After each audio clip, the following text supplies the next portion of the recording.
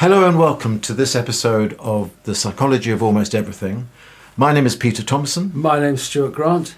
Today we're going to be talking about addictions to food, drink, drugs, and I'm delighted to say we're joined by Dr Jenny Svandberg, consultant clinical psychologist, who worked for many years in drug and alcohol services and also wrote a book published in 2018 called The Psychology of Addiction. Welcome. Thank you. We have three questions really. The first is, when does a habit become an addiction? Secondly, why do some of us become addicted whilst others don't? And finally, we were wondering if you could comment on what facilitates a very good recovery. Jenny, I've also read your book, and it's one of the best things I've read about addiction. It's so compassionate. And I would like to start with a quote from your book to kind of ease us into Peter's first question. In your introduction, you say, "You don't need to be addicted to something for it to cause harm to you or other people." I think I'm an expert by experience in that particular field. Drinking, or I should be more precise to say drunkenness, has often caused a strain in my close relationships. It's got me into some very risky situations. And also it's left me with a litany of embarrassing and humiliating memories, really.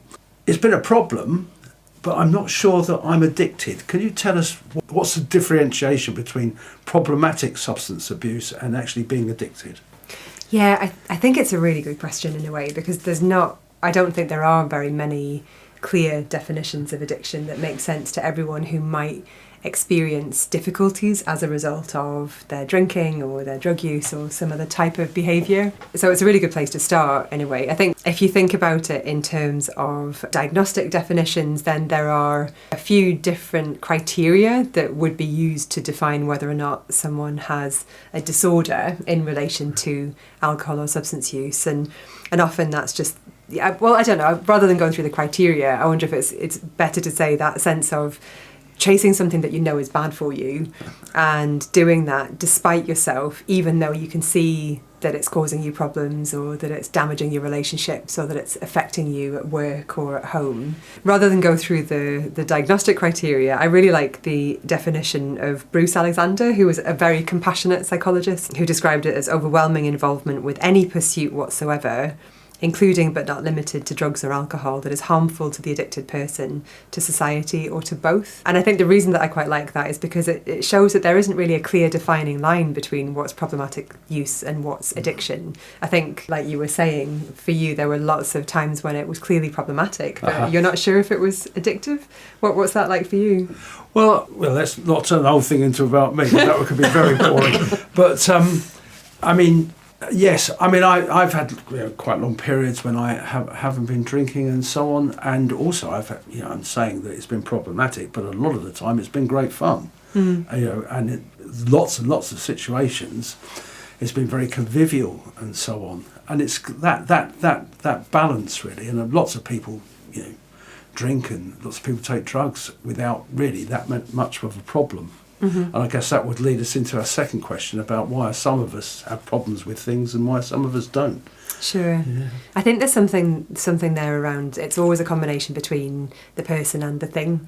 So if we're talking about it in terms of people having particular vulnerabilities, it's not that anyone's got an addictive personality per se. Can I interrupt you? Yeah, of course. Because that's a phrase that gets bandied around a lot, doesn't it? Yeah. I've got an addictive personality, and I better not do that because I'll get addicted to it. Is there such a thing as the addictive personality? So I think the short answer is no. There's not one addictive personality, even though I think lots of people I know would say, I have an addictive personality. When I start doing something, I find it really hard to stop. But there's no one profile, I think, it's probably fair to say. That there are lots of traits that can make it more likely that someone might find it hard to stop chasing a behaviour, whether that is drink or drugs or something else. So some of the traits that you might imagine would be associated would be things like being more impulsive, being a bit more of a risk taker. And actually there's a bit of a gender difference as well. So for men, often it is that kind of impulsivity, risk taking, more chasing, that sense of stimulation of some kind. But for women, often it's something a bit different. Sometimes it's a bit more around managing more internal stuff. So feelings of anxiety or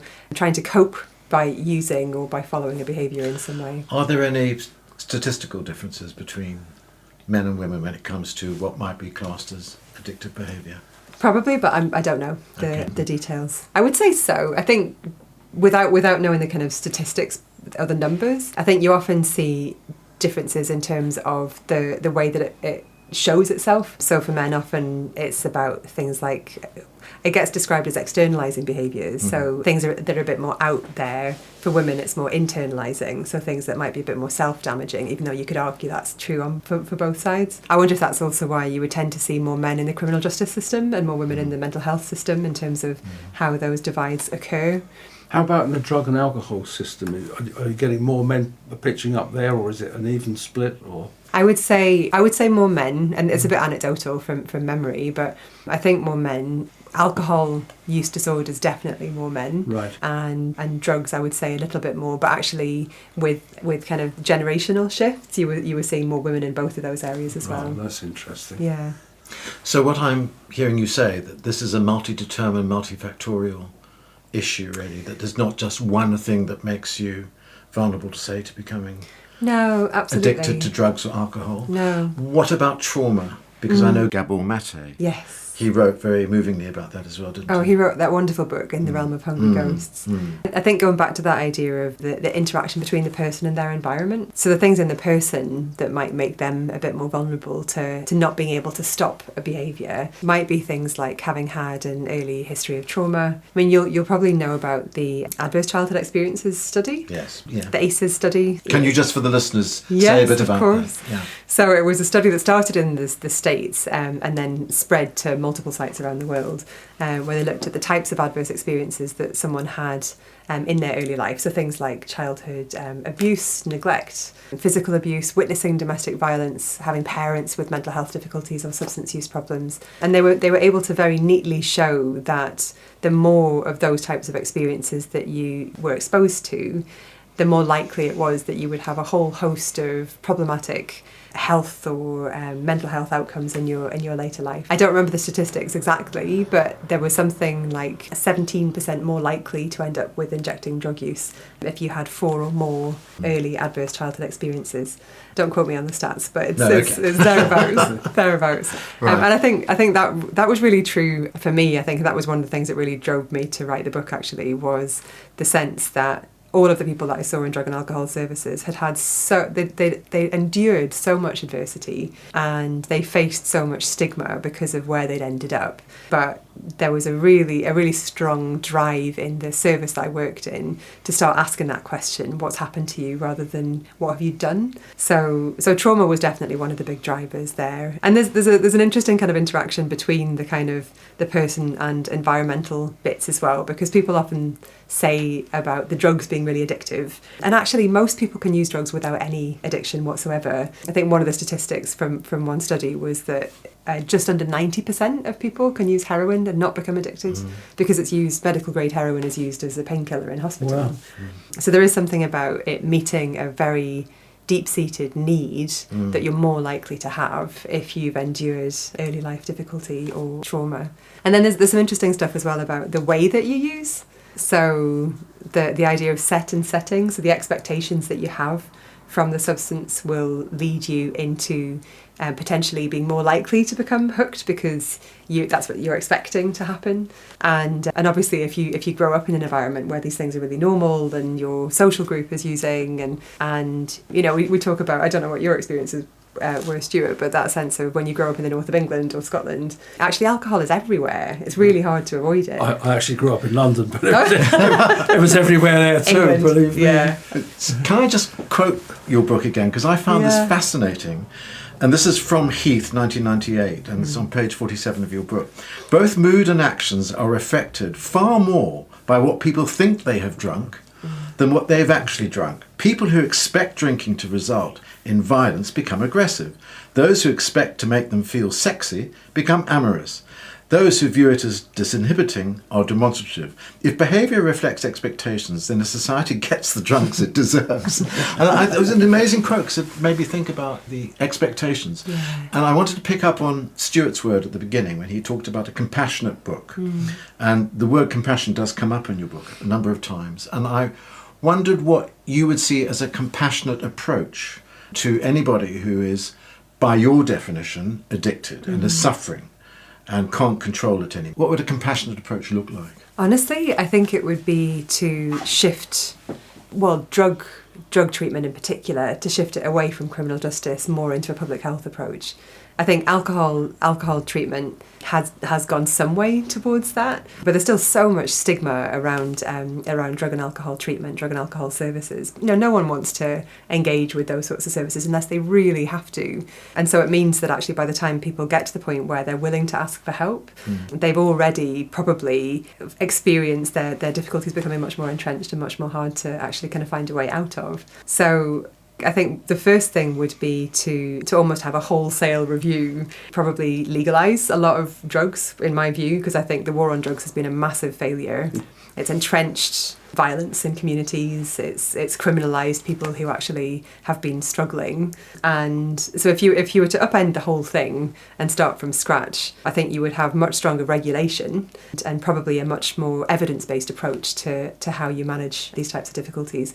And you would track back as well. No one chooses to become addicted. People make choices when they begin to use, but then the way that their particular needs might kind of drive them down these avenues towards compulsion and towards things becoming much more habitual. That becomes really difficult to step back from, particularly when it's compounded by stigma and compounded by societal pressures that actually would see them as the person they're trying not to become often. So if you were advising a government think tank about a new approach, you would say legalise what? Class B drugs, Class A drugs? If you look across to other countries where they've legalised marijuana, for example, and regulated and been able to use some of the income from that to pour back into drug treatment. If you look at Portugal, where they essentially legalised everything, decriminalised everything. Canada. When those things happened, there was a really strong fear from parts of the political spectrum and from society that we would be met with this wave of people becoming addicted, and that hasn't happened. There's evidence out there now that shows that these are useful models to learn from, and actually then it means that you can set up treatment services in a much more compassionate way. So one of the hallmarks of a compassionate approach would be not criminalising people who basically have a problem that they want to resolve, and what, as I hear you saying, there needs to be a lot of support for them in terms of services, and that the money that they generate or government could generate from, say, legalising whatever substance could be used in that way. Yeah, I think so. The other big thing, the other big change, I think, would be to think about how you could reshape the treatment services, because they're very medically focused currently. They tend to be medically led, and I think the kind of the disease model or the medical model, if you like, is a really important one for supporting stability. But it's not very good at then helping people move into recovery. And there should be much more emphasis put on the kind of psychological, social type approaches, as well as a real kind of safety net of community type support approaches. But you hear stories, don't you, of people going through delirium tremens, for example, and presumably that's when medical absolutely. knowledge is... Yeah, absolutely. I think if, at the sharp end of addicted behaviour, if you like, when someone's health is suffering, delirium tremens is a really extreme reaction to alcohol excess. And you really do need a medical approach in those situations in order to support someone's physical stability. I think it's at the point where someone is physically stable, that then the psychological and social approaches can come in really helpfully to help them move on from that, rebuild their lives in different ways. I mean, we've been talking about drugs and alcohol particularly, haven't we? But I was thinking about food, because, say, take smoking. You can stop smoking and carry on with your life, but you can't stop food altogether. No. And you have to eat something, and that's, you have to have some of it. And I just wondered if you wanted to comment on that, about if there are any different dynamics from your point of view and treatment approaches. So I think it's interesting in a way, because the processes underlying addictive behaviour are very similar, whether you're looking at drugs or alcohol or food or other behaviours that can become kind of compulsive. So part of it, I think, goes back to that sense of addictions tend to arise when we are meeting a really deep-seated need within us. So I think the mechanism is very similar, but part of what you would want to look at is what's your relationship with the food. Obviously you can't not eat, but it's more about a person who is worried about their relationship with food, thinking about what is it that the food is giving them. It's not about the nutrition, it's about the sense of comfort or the sense of blocking something out. It might be different for different people. So there's an element of trying to understand the need that's behind the overeating or the compulsive eating. I think Stuart's got a question. I have. It's a question I've been trying to ask for a while, but I think it might be highly relevant here. You mentioned, when we were talking about Gabor Mate earlier, the hungry ghost. Yeah. Is it the hungry ghost? Yes. Yeah. Just explain to the listeners what the hungry ghost is, because that seems to be underlying a lot of what you've been saying, especially in relation to food, actually. So it's an idea from, I think, Chinese myth, where essentially it's they're ghosts who have tiny pinpricks for mouths. So they eat and eat and eat and eat, but they have huge bellies, and so they're never satisfied. So no matter how much they eat, the size of their mouths means that their bellies are never full, and they can never ever get to that sense of satisfaction. So they're constantly chasing the thing that they can't have. Right. That's why I thought, reading Gabor Mate's book, and I used some of his quotes in my book as well, because I think it's such a beautiful analogy. It is, isn't it? Yeah. Because it really gives you that sense of desperation, in that moment where you don't actually have that much control over what it is that you're chasing, because the need has overpowered your ability to control it and to reflect on what actually you're looking for. It's a wonderful metaphor for binge drinking, isn't it? Yeah. Yeah, for binging of all sorts, really. Yeah. What's that line, Stuart? If you don't have the first, you don't have to worry about the second. Well, that's a treatment thing, isn't it? Yeah. Why don't we move on into that area, and why don't you tell us a bit about how people do overcome addictions or adapt their lives to accommodate addiction or whatever would come under the umbrella of treatment? So I think there's a few layers to it in a way. One of the things that really surprised me, actually, after I'd been working in drug and alcohol services for a while, because you can start to feel a bit hopeless about recovery, I think, when lots of people are feeling very entrenched in their difficulties.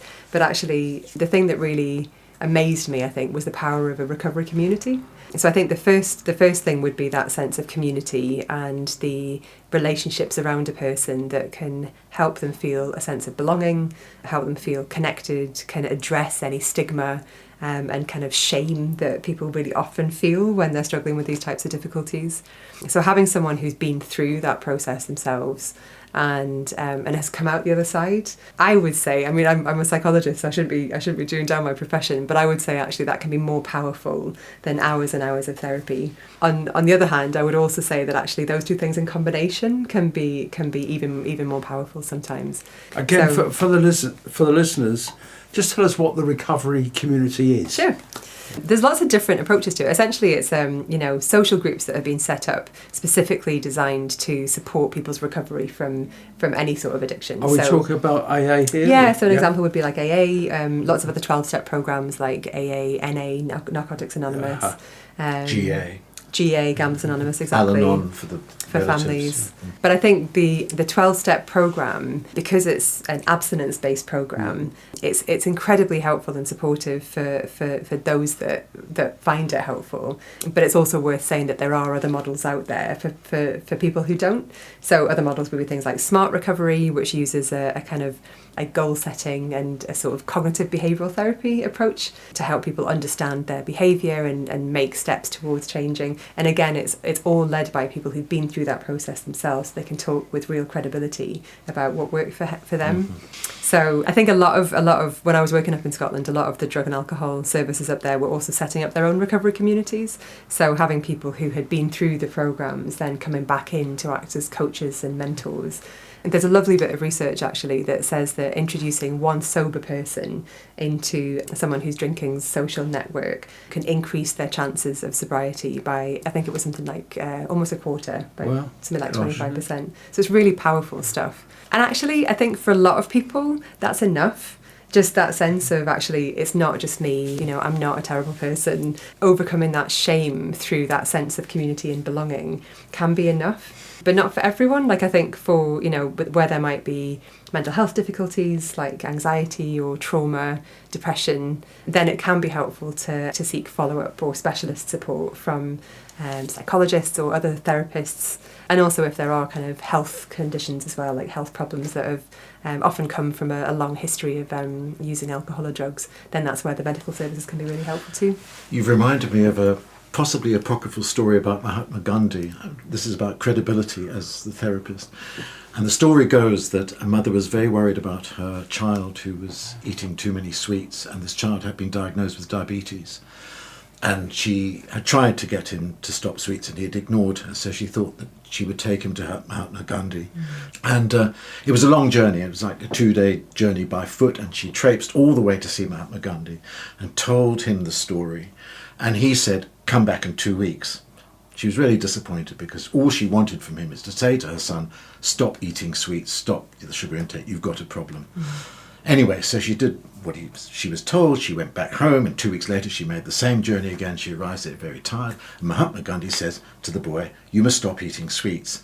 And she says, "Come on, why didn't you just do that 2 weeks ago?" And he said, "I had to stop eating sweets myself first." But it is something about, years ago I tried to help people with drug and alcohol problems, and I didn't have much success. And I tended to refer them on to AA and the community-based therapies, as you say. And I think there's something very powerful about somebody else who's been through it and has come out from something that's, these are powerful addictions, a lot. Alcohol, heroin, nicotine, they can get a grip on you. And Stuart, earlier you were talking about the career people, weren't you? People who make a career of their Well, I mean, I think that I assume that's true for kind of anybody who's addicted to anything. That you don't just become addicted, do you? There's a journey to go on, isn't there? Yeah, absolutely. You don't have one pint and you're suddenly an alcoholic. You don't have one fix and you're suddenly addicted to heroin. You don't eat one donut and suddenly you're, binge eater. It takes a while, doesn't it? And as you said earlier, there's certain expectations, and it depends who you mix with and the availability of things and so on. Yeah, absolutely. And you can almost kind of look at it in terms of that trajectory of, I remember kind of people saying to me the first time they used heroin, it felt like someone had put a warm blanket around their shoulders. And actually these were people who really needed that sense of comfort and safety and weren't getting it from anywhere else. The same thing with drinking. And this is, friends as well as people that I worked with who felt that actually alcohol gave them the confidence to go out and socialise because that was a bit of a nerve-wracking thing. And so in some ways you have those first experiences of something that then reinforces something that you need.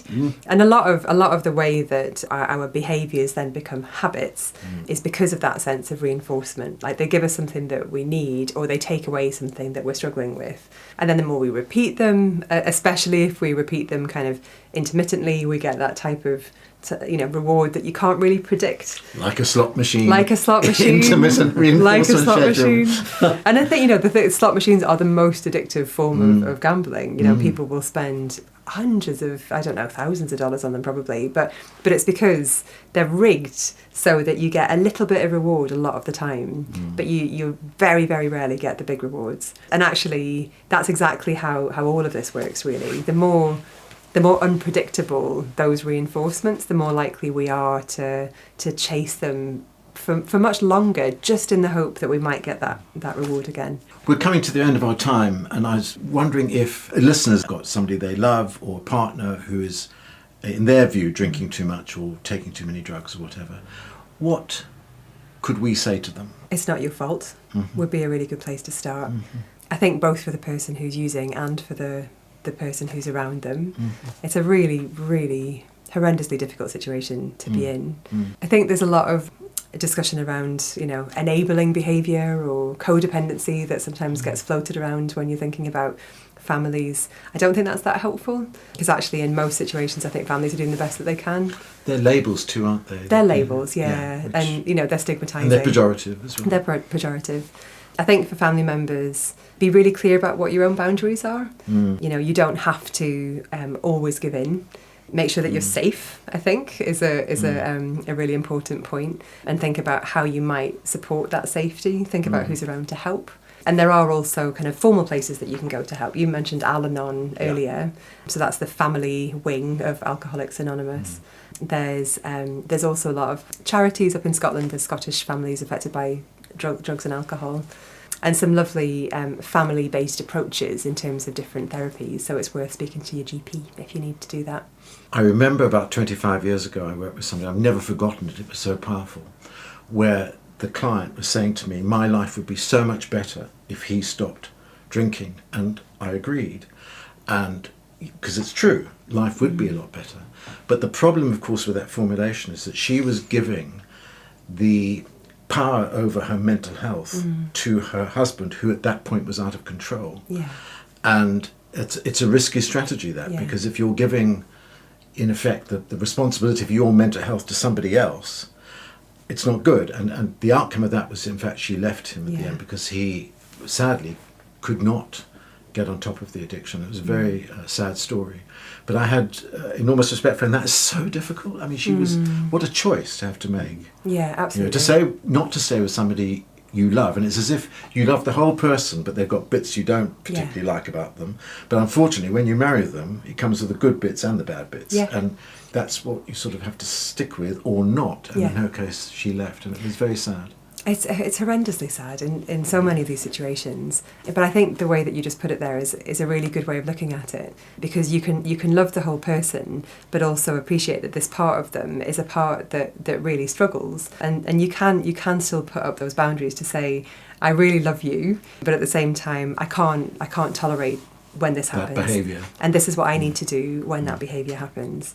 Because in some ways, it's like the thing about you put your own oxygen mask on before you help a child, isn't it? Like you have to breathe in your own oxygen in order to sustain yourself. Well, that's a very good analogy. Yeah, I think it's a good one. Are there any other points you would like to leave the listeners with? If there are 3 or 4 main points, I mean, we've looked at when does a habit become an addiction? We've looked at recovery processes. We've looked a bit at why some people become addicts whilst others don't. Are there any other things you would want to cover? So I think one of the other things that I think it would be really good for people to know about comes from my time when I worked with a team in Glasgow called the Alcohol-Related Brain Damage Team. And this was a population who had drunk alcohol, but in a way that had meant that they'd also not been able to look after their nutrition. So they hadn't been eating or looking after their health in the way that they'd been drinking. And that had led to problems called alcohol-related brain damage, which comes along with things like memory loss, problems with planning and organising yourself. And actually, the people that I worked with there, when we asked them, what would you want to tell people if you could be on a podcast like this and tell other people, what would you want them to know? And they always said, I didn't know that this could happen to me. I didn't know that alcohol could take my memory. I didn't know that it could lead to these types of impairments, because we all know that alcohol affects the liver, but we don't know how much it can affect the brain. So may I just ask, this damage is irretrievable, is it? So there's some recovery is always possible for 75% of people, approximately 75% of people who experience this type of ARBD, it's known as. Korsakoff part of that. Yeah, syndrome. Korsakoff's is part of that disorder where it's really characterised by extreme memory impairment, and people find it really hard to lay down new memories. Many of us will have that experience where you go out drinking and you can't remember what happened the night before. So that gives you a sense of the way that alcohol can stop you from making new memories. Korsakoff syndrome and that umbrella term of ARBD, they're more of a kind of a global way of looking at an extreme version of that. Right. But it's completely preventable by watching what you're drinking, but also making sure that you're giving yourself good nutrition and you're eating alongside drinking, because the main cause is thiamine impairment in the context of alcohol excess. I was surprised to read recently that something like 20% of people in this country don't drink at all. There's a real generational shift, actually. Like when you look at the alcohol and drug use consumption figures, they're going down across the generations. And, we were talking before about that sense of actually in generations gone by, definitely in my generation, I don't know about yours as well, but actually alcohol, drug use, it's this fun, hedonistic thing. Well, we were brought up in the 1960s, of course. So. Of course. Well, fun, hedonistic, like the pinnacle of of it all, really. You know, and I was a teenager and in my early 20s in the 90s. So again, that kind of drinking culture, the ladettes and all of that stuff. So it was, you know, it was a badge of honour if you could down a pint quicker than anyone else. Perfect. That's really changed. I think the generations that are coming up after us have seen all of that and they don't want anything to do with it. Perhaps it's because of what they've experienced or what they've seen in terms of older generations or their parents' generations, but there is a real shift, which is really interesting. And there's a bit there as well about the recovery communities we were talking about, where the more sober activities or the more opportunities there are to go out and socialise, where it doesn't involve drinking or it doesn't involve being exposed to whatever type of drug use, the more people are likely to take up those opportunities. It's not the norm. Sure. Are there any other things you would want to cover? I think just that recovery is possible. Yeah. You know, if anyone is listening who is feeling hopeless about that, it is absolutely possible. I think there's a point about often our brains can trip us up. You know, we didn't talk that much about the kind of, you know, we don't need to go into the neuroscience of it all, but actually often the things that we're thinking about, those cravings, those compulsions, it's not your fault when that happens. It's just your brain's way of pushing those habits down the line. So it can be easier just to say, actually, that's just my brain playing tricks on me. I don't need to listen to it. It's not your fault. So we were talking about what we mean by addiction. One of the funniest theories that I remember reading about, which I put into the book, was from Freud, who your listeners will probably know. A lot of Freud's work was around psychodynamic theories and the unconscious, and he interpreted addiction as an unconscious defence against helplessness or powerlessness. But his particular take on it was that addictions only came into existence as replacements and substitutes for masturbation, which he saw as the primal addiction. But I don't think there was ever any actual evidence to support his claim in that regard. Well, he smoked a few cheroots, didn't he? Yeah, And he took cocaine. Cocaine. He did a lot of cocaine experimentation as well. Was he addicted, do you know? I don't know. I think he could have been said to have been, in terms of some of his diaries and some of the way that his cocaine use was described. He took it very regularly. Didn't it give him cancer? Isn't that what? I hadn't. Yeah, you probably know more about that. No, I don't. Yeah.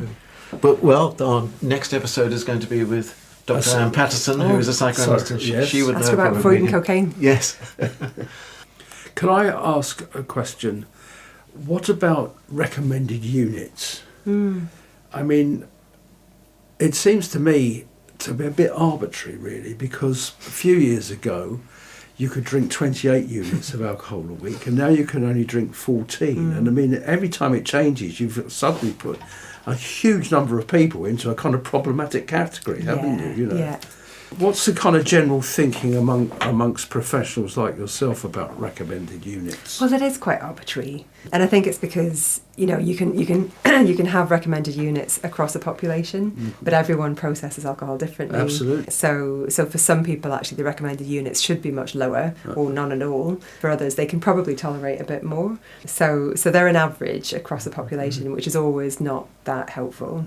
I think there's something about knowing yourself and knowing what's enough for you. Sure. I think, most people probably in our culture definitely will have times when they drink too much, but just be aware of those times and make sure that you have enough time to recover, because that's what your brain and body will need.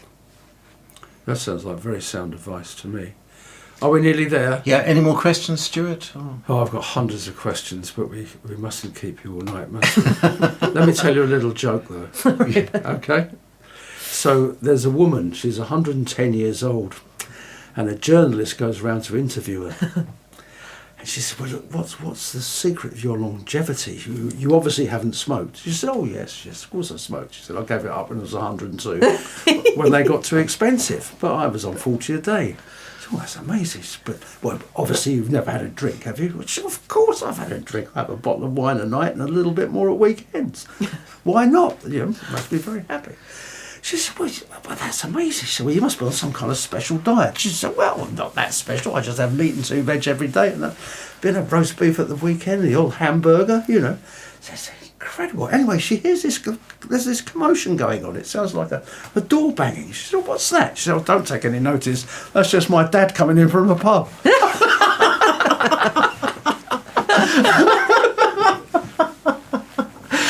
Oh, no. Jenny, that's been fantastic. Thank you so much. Thanks so much Thank you for having me. Yeah. No, not at all. Giving up your time. It's great to get it from a professional who's worked at deep, the coalface. And also, thanks from me as well, Jenny. And also just to say to listeners, the book is called The Psychology of Addiction. It's published by Routledge. It's by Jenny Svandberg, and it was published in 2018. It's good for professionals, but it's also good for lay people. Everyone can get something from it, and it really is, as we've said repeatedly, it's got a lovely, compassionate approach to a very difficult area. Thanks for listening, and goodbye from me. Goodbye from me, and Goodbye from me. Thank you for having me.